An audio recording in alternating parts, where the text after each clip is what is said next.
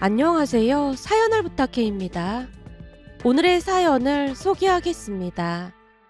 결혼 전 서울 본사에서 일을 하고 있었는데 생각지도 않게 지방 발령 통보를 받았습니다. 그때까지 지방 발령은 단 한 번도 생각해 본 적이 없었기에 많이 놀랄 수밖에 없었는데요. 서울에서 나고 자란 제게는 지방이 그저 낯설기만 했으니까요. 결국 퇴사를 진지하게 고민하면서 집에 들어가자마자 심란한 표정으로 엄마에게 말했어요. 엄마, 나 어떡해? 왜? 무슨 일인데 그래? 나 팀장님 면담했는데 지방으로 발령 날 거래. 뭐? 지방? 갑자기 왜? 그리고 지방은 연고가 있는 사람들이 대부분 가는 거라며. 너 혹시 회사에서 찍힌 거야? 아니, 그런 건 아니고 지금 내가 하는 직무가 흔치 않은 직무다 보니까 딱히 보낼 사람이 없다나 봐. 근데 내가 저번에 실적도 좋고 그랬잖아. 그러다 보니까 회사에서는 내가 가서 일을 체계화 시켜줬으면 하더라고. 아무리 그래도 그렇지 연고도 없는 곳으로 그렇게 막 보내면 어떡해? 무슨 회사가 그따위라니? 아니 일을 잘해서 지방 발령을 낸단 말이야? 그냥 때려쳐. 그따위 회사 아니면 갈 곳이 없을까봐 그래? 지방 발령이라는 말에 엄마도 큰 충격을 받았던 모양인지 삿대질까지 하고 있었습니다. 엄마가 어찌나 역정을 내던지 오히려 제가 엄마를 달래야만 했어요. 엄마, 지금 그럴 때가 아니야. 나 진짜로 퇴사해? 근데 조건은 나쁘지 않더라고. 사택으로 좋은 아파트도 마련해준다고 했고 연봉도 올려준다고 하더라고. 그것 말고도 이런저런 혜택을 많이 주긴 했어. 아니 그럴 거면 그 지방 출신 사람으로 보내면 되는 거지. 왜 굳이 그런 돈까지 들여서 널 보내냔 말이야. 방금 전에도 말했잖아. 내 업무가 좀 특이 케이스라고. 그러다 보니까 그쪽에 전문가가 필요한가 보더라고. 거기다 회사에서는 그것만 생각하고 그런 게 아니라 지역을 여러 개로 묶어서 내가 봐줬으면 하는 것 같아. 차도 지원해주고 기름값 다 처리해주겠다고 했거든. 너 혼자 그 낯선 곳으로 내려가야 하는데 그게 다 무슨 소용이야. 그냥 퇴사한다고 해. 근데 이번 일 성공적으로 처리하면 내 커리어에 큰 도움이 될 것 같아서 그렇지. 그리고 말이야, 거기가 바닷가 근처라 사택도 바다가 보이는 좋은 곳으로 해주겠다고 꼬시더라니까. 그래도 너 혼자 그러고 살면 우리가 불안해서 어떻게 사니? 요즘 워낙 흉흉한 소리가 많이 들려서 난 잠도 못 잘 거야. 엄마가 불안 가득한 표정으로 말했는데요. 제가 피식 웃으며 대답했습니다. 엄마, 혹시 내 나이가 몇인지 알고는 있는 거야? 나 조금 있으면 서른이야. 어디 가서 그런 말 하면 엄마 이상한 사람 취급받을걸? 너도 자식 낳아서 키워봐. 부모 마음은 그렇게 간단한 게 아니야. 우리가 널 얼마나 귀하게 키웠는데 그 연고도 없는 곳으로 널 보내. 근데 대체 거기가 어딘데 그래? 순간 엄마가 눈살을 찌푸리며 침울한 목소리로 물었는데요. 제 입에서 울산이라는 말이 나오자마자 엄마 눈이 반짝이기 시작했습니다. 뭐? 울산? 진짜 울산으로 발령이 났단 말이야? 울산이야. 그래? 울산이란 말이지? 그럼 잘 됐네. 언제 그랬냐는 듯이 엄마 얼굴이 밝아져 있었습니다. 그 모습에 어리둥절한 표정으로 물었어요. 방금 전까지만 해도 때려치라고 난리를 치더니 갑자기 잘 됐다니. 엄마 혹시 조울증 그런 거 있는 거 아니지? 당연히 아니지. 근데 말이야, 울산에서 부산까지 가깝지 않나? 여기보다는 가깝겠지. 그때까지만 해도 엄마 생각을 전혀 예측하지 못했기에 제가 대수롭지 않게 대답했는데요. 엄마가 다시 한박웃음을 지으며 말했습니다. 그럼 할머니 집까지도 금방이겠네. 아, 그렇네. 할머니 집이 부산이지? 내가 볼 때는 오히려 잘 된 것 같다. 네가 오며 가며 할머니 좀 잘 챙겨드리면 되잖아. 그렇지 않아도 모시고 온다고 해도 난리를 치시는 바람에 네 아빠 걱정이 태산이었는데 이런 우연이 어딨어 그래. 잘 됐네, 잘 됐어. 라며 엄마가 펄쩍펄쩍 뛰면서 좋아했습니다. 사실 우리 할머니는 부산에서 홀로 지내고 계신데요. 정든 고향을 떠나기 싫다며 고집을 피우고 계셨거든요. 그 바람에 부모님 걱정이 이만저만이 아니었는데 비록 부산은 아니지만 그나마 서울보다는 가까운 울산으로 발령이 났다는 말에 엄마가 바로 태세 전환을 했습니다. 내가 보니까 하늘이 우리를 돕는 것 같네. 어쩜 마침맞게 울산으로 발령이 날 수가 있어. 엄마, 진짜 너무하는 거 아니야? 너무하긴 뭘 너무해. 너도 할머니랑 엄청 사이 좋은데 가까이 살면 좋잖아. 조금 전까지만 해도 세상이 흉흉해서 딸 자식을 어떻게 혼자 자취를 시키냐는 등 난리도 그런 난리가 없더니만 어쩜 바로 퇴사 전환을 할 수가 있어? 내가 괜히 그래? 할머니 모시고 올라오려고 해도 절대 안 올라오신다고 저러고 계셔서 걱정이 한가득이었는데 너라도 내려가 있으면 한숨 돌릴 거 아니야. 너 무조건 거기 내려간다고 해. 내가 볼 땐 이건 우연이 아닌 것 같아. 라며 엄마가 아빠에게 전화까지 해서 신나서 설명을 했는데요. 퇴근 후 집에 들어오자마자 아빠가 신난 목소리로 물었어요. 울산으로 발령이 났어? 아주 기가 막힌 타이밍에 발령이 났네. 아빠가 이사하는 거 다 도와줄 테니까 걱정하지 마. 라며 두 분이 좋아서 어쩔 줄을 몰라 했습니다. 그럼 부모님 이야기를 듣다 보니 저도 조금은 마음이 놓이기 시작했는데요. 울산이라는 말을 들었을 때는 낯설게만 느껴졌지만 부산에 할머니가 계시다는 생각을 하니 전혀 다른 느낌이었거든요. 결국 저는 지방 발령이 나서 울산으로 내려갔습니다. 제가 가까이 왔다는 말에 할머니도 뛸 듯이 기뻐하셨어요. 주말에는 할머니 집에 가서 지내다 오곤 했으니까요. 거기다 할머니 집에 갈 때마다 과일이나 간식거리 등을 잔뜩 사가자 할머니께서 한바구음을 지었습니다. 귀찮아서 잘 안 사 먹게 되는데 우리 손녀 덕분에 실컷 먹는다. 이제는 먹을 만큼 먹었으니까 그만 사와. 괜찮아. 나도 같이 먹는 거잖아. 부산에 맛집이 너무 많아. 그리고 내가 온라인 배송 시킨 건 잘 받았지? 뭘 그렇게 많이 시켰어. 그렇잖아도 네 엄마가 잔뜩 배송시켜서 저기 한가득 쌓여있구만. 그러니까 그냥 서울 올라가서 살면 좀 편해. 왜 굳이 여기 있는다고 그러는 거야. 여기는 내 친구도 있고 난 여기가 좋아. 내가 서울 올라가 봐. 저 밑에 내 친구 필라미는 나 없으면 울고불고 난리가 날걸. 하긴 그 할머니도 할머니 많이 의지하는 것 같긴 하더라. 필라미만 날 의지해? 나도 의지 많이 하지. 옛말에 먼 친척보다 이웃사촌이 낫다는 말이 괜히 있는 줄 알아. 하긴 그렇긴 하네. 그치만 엄마 아빠는 맨날 할머니 걱정뿐이야. 그건 나도 잘 알지. 이 할미가 남편 복은 없는데 자식 복은 있다고 다들 부럽다고 한다니까. 네 엄마 성격도 좀 좋아. 그러니 내가 미안해서 더 못 가는 거야. 착한 아들 며느리한테 지문 되지 말아야 할 거 아니야. 그 순간 할머니 얼굴에서 평온함 같은 것이 느껴졌는데요. 부모님도 할머니께 참 잘했지만 할머니도 두 분에게 잘하려고 항상 노력했습니다. 그 모습이 그토록 보기 좋을 수가 없었어요. 그리고 그런 모습을 보고 자라다 보니 모든 가족이 우리 가족처럼 화목하다는 생각만 하고 살았던 것 같습니다. 그러던 어느 날은 할머니에게 전화가 걸려와서 받았어요. 그런데 모르는 남자 목소리였습니다. 여보세요? 혹시 김순심 할머님 손녀분 되세요? 네, 맞는데 누구시죠? 사실 오늘 할머님께서 은행에 오셨다가 미끄러지시는 바람에 지금 병원에 와 계시거든요. 병원이요? 네, 지금 병원에 모시고 왔는데 병원에서는 크게 다치신 곳은 없지만 좀 지켜봐야 할 것 같다고 해서요. 라고 남자가 말하고 있던 사이 할머니가 뒤에서 외쳤습니다. 효진아, 할머니 괜찮아. 엄마 아빠한테 절대 말하지 마라. 그냥 집에 가면 된다니까 그런다. 그래도 좀 지켜봐야 한다고 해서 그냥 가시면 안 될 것 같습니다. 남자가 할머니를 진정시켜드린 후 다시 말을 이어갔습니다. 할머니 말씀이 손녀분이 제일 가까이 산다고 꼭 손녀분한테 연락을 드리라고 했어요. 여기 땡땡병원인데 여기로 오시면 될 것 같습니다. 우리 할머니는 진짜 괜찮은 거죠? 네, 사진 찍어봤는데 다행히 무릎에 약간 철가상만 입었고 큰 문제는 없다고 하시네요. 감사합니다. 아, 내 정신 좀 봐. 근데 혹시 전화 주신 분은 누구세요?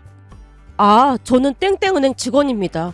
할머님이 한동안 못 일어나시는 것 같아서 제가 모시고 근처 병원으로 왔거든요. 아, 네, 정말 감사합니다. 제가 바로 출발하겠습니다. 라며 전화를 끊고 회사에 반차를 낸 뒤 할머니가 계신 병원으로 급히 갔는데요. 병원에 들어서던 저를 보며 할머니가 다급한 목소리로 물었어요. 효진아, 엄마 아빠한테 말한 거 아니지? 할머니가 말하지 말라면서 당연히 말 안 했지. 잘했다, 잘했어. 근데 할머니는 진짜 괜찮은 거야? 할머니가 말하지 말라고 해서 안 하긴 했는데 엄마 아빠한테 말해야 하는 거 아닌지 모르겠어. 나중에 알게 되면 엄청 뭐라고 할 것 같은데. 많이 다친 것도 아닌데 괜히 말해봐야 혼비백산밖에 더 하겠어. 네 엄마 아빠는 오바를 너무 많이 해서 문제야. 조금만 아프다고 하면 정밀 검사를 받아야 한다 뭐 한다. 사람을 좀 귀찮게 해야 말이지. 그러니까 절대 말하지 마라. 만약에 다쳐서 내가 병원에 왔다고 해봐. 당장 서울로 데리고 간다고 난리를 칠걸. 할머니가 고개를 절레절레 흔들다가 다시 당부했어요. 그러니까 절대로 말하면 안 된다. 알았지? 알았으니까 걱정하지 마. 그 대신 당분간은 우리 집에 와 있어. 뭐? 나보고 울산에 가 있으란 말이야? 할머니 혼자 있다가 아프기라도 하면 안 되잖아. 그러니까 무조건 우리 집에 와 있어야 해. 안 그랬다가는 엄마 아빠한테 말할 테니까 그런 줄 알아. 대신에 주말에 내가 다시 모셔다 드릴게. 그럼 우리 필람이가 내 걱정을 많이 할 텐데. 필람이 할머니는 우리 할머니의 하나뿐인 절친으로 두 분이 뗄래야 뗄 수 없는 그런 사이였다고 해야 할까요? 두 분 다 일찍 남편을 떠나보내고 그 긴 세월을 서로 의지하면서 살았다고 했으니까요. 두 분이 거의 한 집에서 살다시피 하면서 지낸다고 해도 과언이 아니었기에 할머니 얼굴에 걱정이 가득해 보였습니다. 그 모습에 제가 다시 제안을 했습니다. 할머니, 그럼 필라미 할머니도 같이 모시고 가면 되잖아. 뭐? 필라미도 같이 가도 되는 거야? 안 될 게 뭐가 있어. 방도 있겠다. 내가 회사 가면 두 분이서 좋아하는 고스톱이나 치면서 놀면 되지. 그리고 나 퇴근하면 맛있는 것도 먹으러 다니고 하면 좋잖아. 그러다가 주말에 내가 다시 부산에 모셔다 드릴게. 그래? 그럼 나야 좋지. 얼른 필라미한테 전화해야겠네. 라미 할머니가 필람 할머니께 전화를 걸었습니다. 그렇게 잠시 후 할머니 집에 가서 대충 짐을 쌌고 필람 할머니까지 모시고 우리 집에 갔는데요. 그 긴 세월 동안 함께해서 그랬던 것인지 두 분이 어느새 자매처럼 닮아 있었습니다. 다행히 할머니는 크게 다치지는 않은 모양으로 집에 와서 치킨도 배달시켜 먹고 셋이서 고스톱도 치면서 즐거운 시간을 보냈습니다. 다음 날에는 제가 출근을 하고 난 뒤 점심 식사를 배달시켜 드렸더니 할머니가 들뜬 목소리로 전화를 했어요. 세상 참 좋아졌네. 별의별 게 다 배달이 되네 그래. 삼계탕 맛은 괜찮았어? 그럼 배달 음식이라고 맛이 별로일까 싶었는데 아주 맛있더라니까. 그럼 필람 할머니랑 고스톱 치고 있어. 회사 끝나면 내가 가서 맛있는 거 사드릴게. 알았어. 지금 필람이가 좋아서 입이 귀에 걸렸다. 라고 말하던 할머니 목소리가 춤을 추고 있었습니다. 그 뒤 시간이 지나 주말이 됐고 제가 할머니를 모셔다 드렸는데요. 할머니가 갑자기 은행 직원 이야기를 꺼냈어요. 그나저나 월요일 날은 그 은행에 다시 가봐야겠어. 맞다. 나도 깜빡하고 있었네. 그러니까 말이야. 사람이 참 착하고 그렇더라. 생긴 것도 남자답게 생겨서 더 마음에 들더라니까. 라는 할머니 말을 한 귀로 듣고 한 귀로 흘러버리고 말았는데요. 그때 할머니가 그 은행원과 소개팅 날짜를 잡을 줄 누가 알았겠습니까? 어느 주말 할머니 집에 갔더니 할머니가 잔뜩 들뜬 목소리로 말했어요. 효진아, 그 은행 직원 말이야. 보면 볼수록 사람이 참 괜찮더라. 그래서 내가 네 명함 하나 주고 왔어. 뭐? 내 명함을 할머니가 왜 가지고 있었던 거야? 네 집에 있을 때 거실에 돌아다니길래 내가 하나 챙겼지. 근데 그 은행 직원도 싫지는 않은 모양인지 너만 괜찮다면 만나고 싶다고 하더라니까. 할머니, 말도 안 하고 막 그러면 어떡해. 사람이 별로였으면 절대 안 그랬지. 근데 보면 볼수록 사람이 참 괜찮아. 일요일 날쯤 연락한다고 했으니까 틱틱거리지 말고 전화 잘 받아. 라는 할머니 말에 대꾸를 하려고 했지만 할머니가 먼저 선수쳤습니다. 그날 은행에서 넘어졌는데 앞이 캄캄하더라니까. 근데 점심 식사를 하고 들어오던 그 직원이 와서 어찌나 잘해주던지 고마워서 눈물이 찔끔 나더라니까. 이 할미한테는 은인이나 마찬가지니까 잘 대해줘. 알겠냐? 아무튼 우리 할머니 못 말린다니까. 알았어. 우선 전화 오면 잘 대해줄게. 제 말에 할머니가 흡족한 미소를 지었습니다. 그 뒤 정말로 그 남자에게 연락이 왔고 예의상 한번 만나볼까 해서 나갔는데요. 생각했던 것보다 훨씬 괜찮은 사람 같아 보였습니다. 우선은 배려심이 많은 사람이라는 것을 한눈에 알 수 있었습니다. 결국 한두 번 더 만나게 됐고 시간이 지나면서 자연스레 연인 사이가 되었어요. 제가 선우 씨에게 반했던 이유 중 하나가 자상함이었는데요. 마치 우리 아빠를 보는 듯 참 많이 닮아 있었거든요. 어느 날은 회사에서 일을 하던 중 농담으로 부산 맛집에서 파는 돼지국밥이 먹고 싶다고 한 적이 있었는데 퇴근하고 울산까지 포장을 해온 모습에 놀란 채 말했어요. 선우 씨, 난 그냥 말한 것뿐인데 뭐하러 포장까지 해왔어? 먹고 싶다는데 이 정도는 기본이지. 앞으로도 먹고 싶은 거 있으면 나한테 말만 해. 근데 참 신기하다. 뭐가 신기해? 아니, 우리 아빠도 선우 씨랑 똑같거든. 뭐가 똑같다는 말이야? 그러니까 엄마가 TV 보다가 치킨이 먹고 싶네 그러면 후다닥 나가서 사오시거든. 그래서 난 나중에 우리 아빠 같은 사람이랑 결혼해야지 싶었는데 선우 씨가 딱 그런 것 같아서 하는 말이야. 참 신기하지 않아? 내가 딱 보니 아버님도 어머님을 많이 사랑하시나 보네. 그게 누굴 많이 사랑하면 그렇게 되기 마련이거든.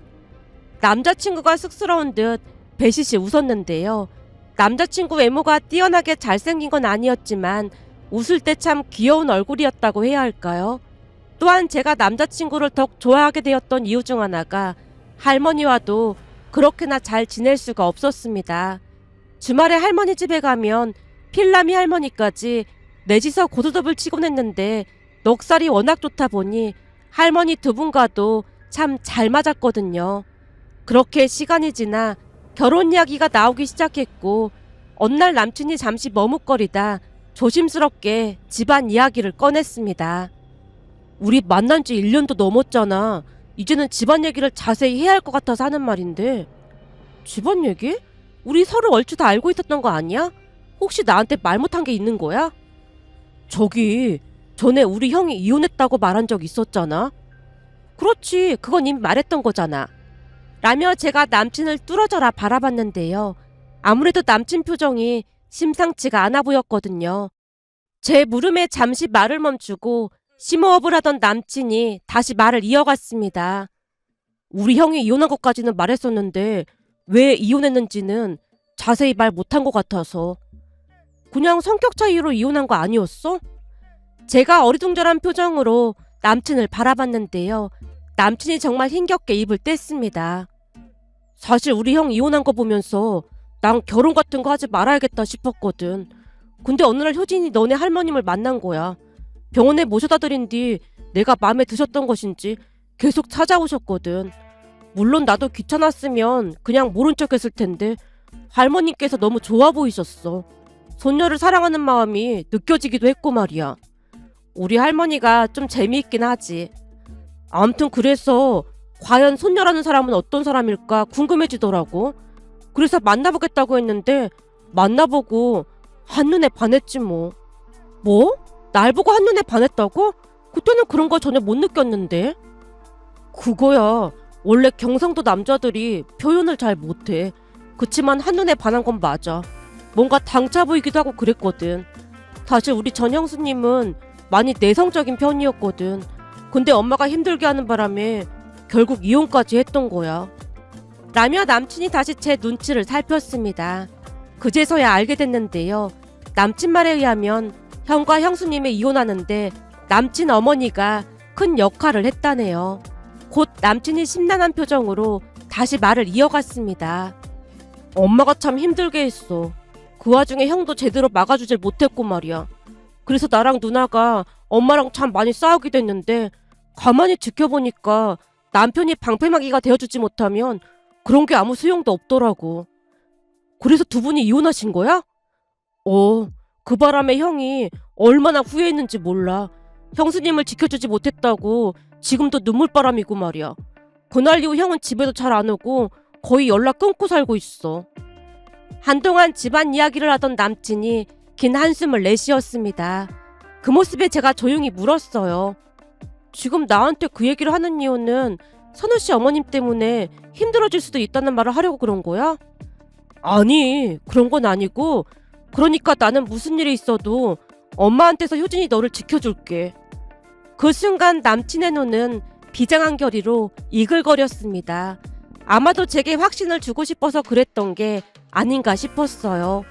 그런 남친을 보고 있자니 마음이 너무 안타까워서 말을 꺼냈습니다. 전우씨, 뭘 그렇게 비장하게 말을 하는 거야. 난 자기 믿으니까 너무 그러지 마. 사실 엄마 때문에 결혼을 해야 하나 말아야 하나 고민 많이 했거든. 근데 누나가 효진이 너한테 사실대로 말하라고 하더라고. 선우씨 누님이? 누나도 엄마랑 사이가 안 좋아. 그러니까 한마디로 우리 가족 모두 엄마랑 사이가 안 좋다고 보면 될 거야.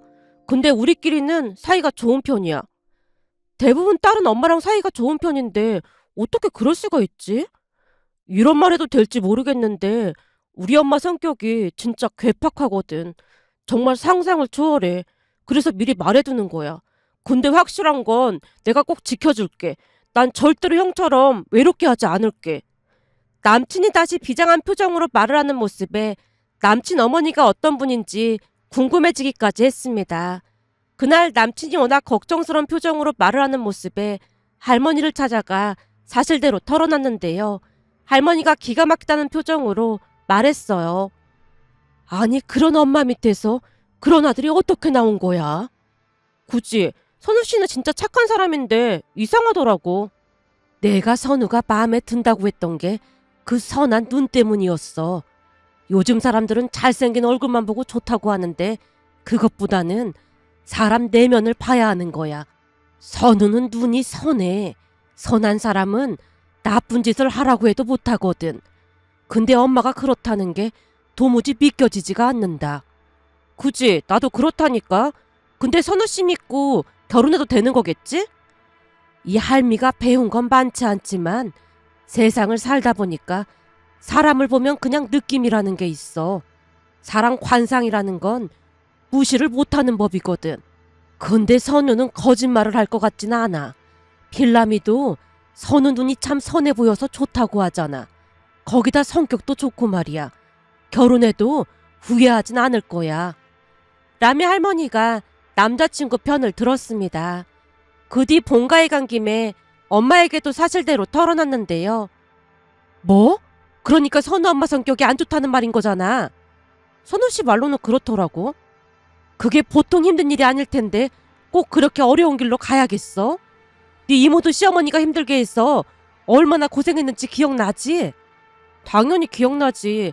그 바람에 이모부랑 허구한 날 싸우고 우리 집에 와서 며칠 동안 내 방에서 지내다 가고 그랬잖아. 내가 그걸 어떻게 잊겠어? 난 보다 그런 시어머니는 진짜 처음이었잖니. 근데 시어머니 자리가 그런 사람이면 그거 버텨내기 힘들 거야. 그리고 그렇게 되면 너도 지방에 계속 있어야 하잖아. 그 사람은 계속 거기서 살 거 아니야. 아마도 그렇겠지. 근데 살아보니까 괜찮은 것 같기도 해. 그리고 엄마 아빠가 할머니 집에 너무 자주 내려오다 보니까 거기가 서울인지 헷갈리기도 하고 말이야. 우리가 뭘 자주 내려갔다고 그래?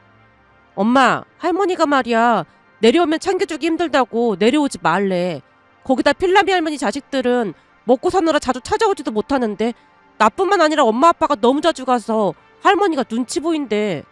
하긴 그렇긴 하겠네. 근데 그 어르신 자식들은 사는 게 바빠서 그런 거잖아. 저번 명절에는 나보고 고맙다고 하면서 작은 선물까지 지어주는데 그 어르신 자식들도 참 좋은 사람들 같더라고. 아무튼 할머니가 너무 자주 내려오지 말래. 내가 볼 때는 필라미 할머니 눈치가 보이는 것도 맞는데 거리가 있다 보니까 오다 가다 사고라도 날까봐 걱정이 되시는 것 같아. 내가 자주 내려가니까 너무 자주 안 내려가도 된다는 말이야.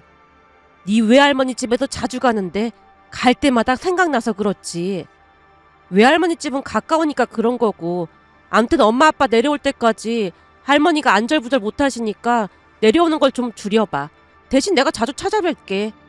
라며 제가 엄마를 안심시켜 드렸습니다. 제 말에 엄마가 고개를 끄덕이다가 다시 말을 꺼냈어요. 근데 선우 엄마 말이야. 결혼해서 더 힘들게 할까봐 걱정이 태산이다. 할머니가 그러시는데 선우 씨 관상이 참 좋대. 그래서 걱정하지 말라고 하셨어. 그래? 할머니가 그러셨어? 그래서 할머니 말 믿어보려고. 할머니가 그러셨다면 조금 안심이 되네. 엄마 표정에서 한시름 놓았다는 안도감이 묻어났습니다. 그 뒤 우리는 결혼식 준비를 했는데요. 역시나 시어머님이 참 힘들게 했지만 남편이 나서서 모두 해결했습니다. 결혼 이야기가 나오면서 남편이 울산에 발령 신청을 해뒀고 얼마 뒤에 발령이 나서 신혼집을 구했는데요. 양가 도움 없이 우리가 모은 돈으로 간소하게 준비를 했습니다. 사실 본가가 부산이었음에도 시어머님과 너무나 많이 부딪히다 보니 남편 홀로 나와서 자취를 했다는데 가전제품 등을 그대로 가지고 와서 신혼집에서 그냥 사용하기로 했습니다. 하지만 이사를 앞둔 어느 날 시어머님이 전화로 제게 말했어요. 너도 알다시피 가구나 가전제품은 여자가 해오는 거다.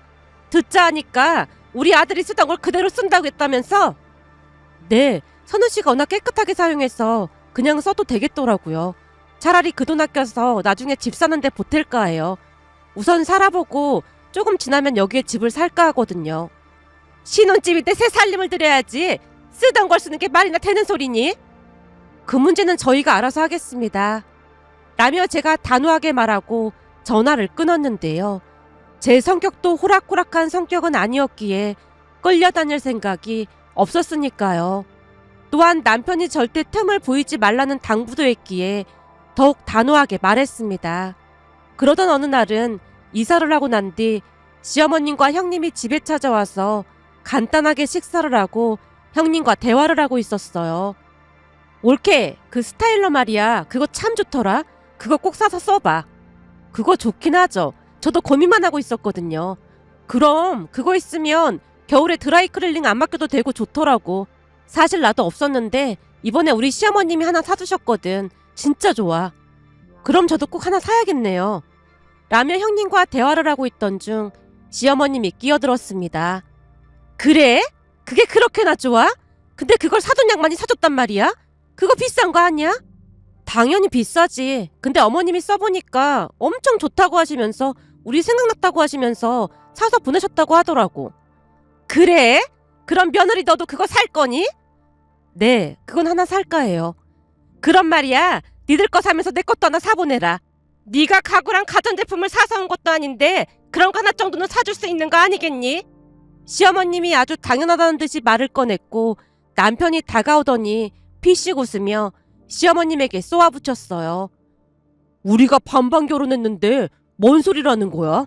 내가 집을 해온 것도 아닌데 왜 혼수를 해오라 말아야? 그리고 엄마는 우리 결혼할 때 뭐 해줬는데? 장모님은 비싼 청소기에다가 이것저것 엄청 사주셨는데 그럼 엄마가 그 스타일로? 그거 사주면 되겠네. 그래야 공평한 거잖아? 남편이 정색을 한 채 말을 하자 시어머님이 말문이 막힌 채 눈치만 보고 있었습니다. 평소 남편 말투는 부드러운 편이었지만 유난히 시어머님에게는 쌀쌀맞기만 했는데요. 그렇게 하지 않으면 시어머님의 요구가 한도 끝도 없었기에 어쩔 수 없다고 했으니까요. 그런데 며칠 뒤 시어머님에게 다시 전화가 걸려왔습니다. 선우 옆에 없지? 그때 내가 얘기했던 거 말이다. 네, 어머니 말씀하세요. 저기 말이야. 그때 말한 그 스타일러인가 뭔가 하는 거 나도 하나 사줘라. 내가 직접 가서 봤는데 진짜 좋다고 하더구나. 라고 시어머님이 말을 꺼내던 순간 제가 스피커폰을 눌렀는데요. 시어머님이 또 말도 안 되는 소리를 할 게 뻔해 보였거든요. 그리고 역시나 시어머님 입에서 기가 막힌 말이 쏟아져 나왔습니다. 그리고 오늘 가서 보니까 그 건조기도 새로 나온 게 있던데 니들이 우리 집에 있는 거 가져다 쓰고 나한테 새 걸 하나 사서 보내렴. 결혼할 때 혼수도 하나도 안 해왔는데 그 정도는 할 수 있는 거 아니겠니? 그 스타일러도 같이 보내고 말이야. 시어머님이 신난 목소리로 말하고 있던 순간 남편이 후다닥 뛰어오더니 전화를 받았습니다. 엄마 지금 뭐 하자는 건데? 너 집에 있었던 거야? 왜? 내가 집에 있으면 전화 안 하려고 했나? 내가 효진이 힘들게 하지 말라고 했지. 그러나 엄마는 우리 결혼할 때 뭐 해줬는데 효진이한테 자꾸 이러는 거야? 내가 그때도 처가댁에서는 이것저것 사줬다고 했지. 근데 엄마는 뭐 해준 게 있다고 계속 전화해서 사람을 힘들게 해. 내가 시어머니인데 며느리한테 그 정도 말도 못해? 시어머님이 버럭하자 남편이 대놓고 시어머님에게 대들었습니다. 엄마 성격에 효진이 같은 며느리 볼 수나 있을 것 같아? 책임감 있고 똑똑하고 착하고 얼굴까지 예쁜데 뭐가 부족해서 자꾸만 이상한 소리를 하는데 왜? 나도 형처럼 이혼하길 바라서 그러는 거야? 나도 엄마 때문에 이혼할까? 나도 이혼해야 엄마 속이 시원하겠어? 앞으로 효진이한테 어떤 말도 하지 마. 나도 아까워서 쓴소리 한 번을 안 하는데 엄마가 왜 뭐라고 하는데? 내 마누라 내 거니까 스트레스 주지 마. 자꾸 힘들게 하면 나도 엄마랑 영 끊고 살 거니까 그런 줄 알아. 라며 남편이 전화를 끊어버렸습니다. 엄마한테 전화 오면 받지 마. 그게 시작이니까. 라며 남편이 시어머님 전화번호를 차단해버렸어요. 그 뒤 시어머님이 제 눈치를 보는 게 느껴졌는데요. 저 또한 만만치는 않았고 남편이 사전에 차단을 하다 보니까 만만한 상대가 아니라고 생각했던 건지 어쩌다 만나기라도 하면 눈치를 봤습니다. 남편은 결혼 전 약속을 철저히 지켰고 저는 불편함 없이 잘 지냈어요. 어느 날 할머니에게 있었던 일을 이야기하자 할머니가 활짝 웃으며 대답했어요. 내가 뭐라고 했어? 사람 참 괜찮다고 했잖아. 그러게 할머니 말이 맞았어. 덕분에 시어머님도 더 이상 연락 안 한다니까. 라며 저도 할머니를 따라 웃었습니다. 그렇게 우리는 평화로운 나날을 보내고 있었는데요. 시어머님만 제외하면 나머지 가족들과는 사이가 좋은 편이었고 자주 만나서 어울렸습니다. 하지만 큰일이 있지 않는 한 시어머님을 부르지는 않았어요. 만날 때마다 이런저런 스트레스를 주곤 했으니까요. 그러던 어느 날은 그날도 역시 형님 부부와 아주버님을 만나서 식사를 하고 있었습니다. 그런데 잠시 후 시어머님이 분을 이기지 못하고 씩씩거리며 식당 안으로 들어와서 쏘아붙였습니다. 니들 나만 빼놓고 뭐하는 짓이야? 엄마가 여긴 어떻게 왔어? 형님이 놀란 채 물었는데요. 내 친구가 여기 왔다가 니들끼리만 밥 먹고 있다고 하면서 자식들한테 팽당했냐고 놀려대서 내가 얼마나 창피하는 줄 알기나 해? 여기 밥값 해봐야 얼마나 한다고? 나만 따돌리긴. 시어머님이 팔까지 걷어붙인 채 악에 받쳐 소리를 지르던 순간 아주버님이 자리에서 벌떡 일어나서 맞받아쳤습니다. 엄마가 이런 식으로 하니까 우리가 부르고 싶겠어? 엄마랑 같이 밥 먹으면 소화가 안 돼. 허구한 날 우리 집사람 괴롭혀서 이혼하게 만들더니 선우까지 이혼하게 만들려고 작정한 거야? 엄마가 혼자 우리 키웠으니까 그동안은 미안한 마음이 들어서 집사람 편을 못 들어줬었는데 엄마 같은 시어머니 있으면 나 같아도 못 살겠더라. 내가 엄마 때문에 이혼하고 피눈물을 흘렸어. 근데 또다시 선우네 이혼시키려고 작정이라도 한 거야? 분명히 말하는데 재수씨한테까지 뭐라고 하면 우리 모두 가만 안 있을 테니까 그런 줄 알아. 집사람하고 이혼하고 내가 어떻게 살고 있는지 알기나 해? 나 지금 정신과 진료받고 있어. 뭐? 정신과 진료라니? 밤에 잠을 잘 수가 없어. 가끔 호흡곤란도고 그래서 병원 갔더니 공황장애래. 그 사람이랑 이혼한 게 너무너무 후회가 돼. 그때 엄마를 끊어내지 못했던 게 천추의 한이 돼. 라며 아주버님이 머리를 감싸 안고 눈물까지 흘렸는데요. 시어머님이 얼굴이 사색이 된 채 바들바들 떨다가 조용히 식당을 나갔습니다. 그런데 잠시 후 신우이가 누군가를 보더니 화들짝 놀라며 소리쳤어요. 아니 올케가 여긴 어떻게? 밥 먹으러 왔는데 익숙한 목소리가 들려서 저도 모르게 엿들었어요. 라는 여자의 말에 눈물범벅이 된 아주버님이 고개를 돌려서 급히 눈물을 훔치고 있었습니다. 그 모습에 여자분이 아주버님을 조용히 불렀고 아주버님이 고개를 푹 숙인 채 따라 나갔는데요. 긴장을 많이 했던지 나가던 아주버님 손이 미세하게 떨리고 있었습니다. 두 사람이 나가자마자 제가 조심스레 물었습니다. 혹시 그분 맞죠? 맞아. 하필 이럴 때 마주칠 게 뭐야. 같은 지역에 살면 이런 게 문제라니까. 마주치고 싶지 않아도 꼭 마주치게 되잖아.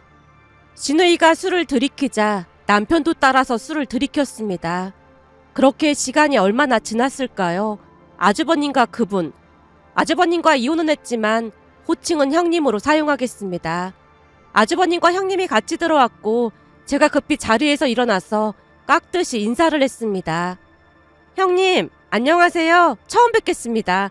그동안 좋은 분이라고 말씀 많이 들어서 꼭 뵙고 싶었어요. 아주버님이 형님처럼 좋은 분 없다고 하면서 그렇게나 칭찬하셨거든요. 이 사람이 그랬어요?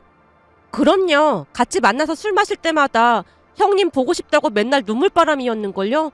그래서 어떤 분인지 정말 궁금했는데 아주버님이 눈물바람이었던 이유가 있었네요. 정말 미인이세요. 라는 제 말에 형님이 수줍게 웃었습니다. 그날 형님도 일행이 있었지만 어찌된 일인지 우리와 함께 이런저런 이야기를 나눴고 그게 계기가 됐던 것일까요? 몇 달 뒤 남편이 기쁜 목소리로 말했습니다. 여보, 이게 다 당신 덕분이야. 내 덕분이라니? 그게 무슨 말이야? 형이랑 형수님 말이야. 다시 재결합하기로 했대.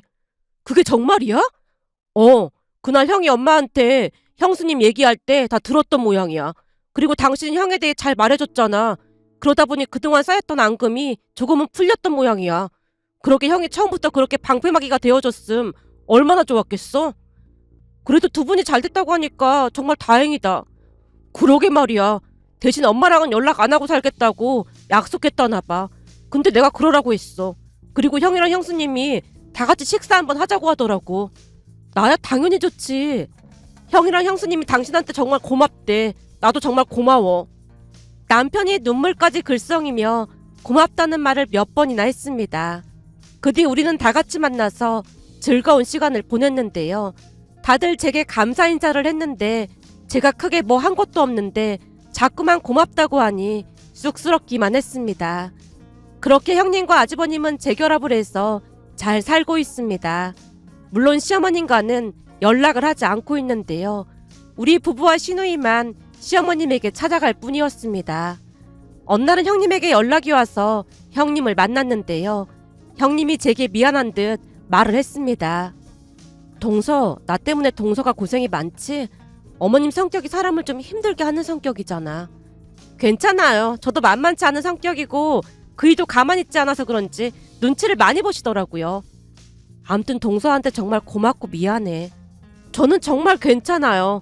그나저나 아주버님 얼굴이 너무 편해 보여서 정말 좋은 거 있죠. 요즘은 잠도 푹 주무신다고 하더라고요. 그러게, 요즘은 코까지 골고 잔다니까. 저기 근데 기쁜 소식이 있어서 동서한테 제일 먼저 말하고 싶었어.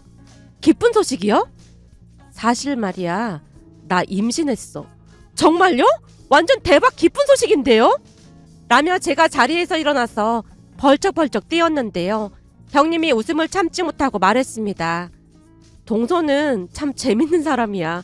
같이 있으면 나까지 행복해지는 것 같아. 라며 형님이 활짝 웃었습니다. 그 모습에 제가 형님 손을 꼭 잡고 말했어요.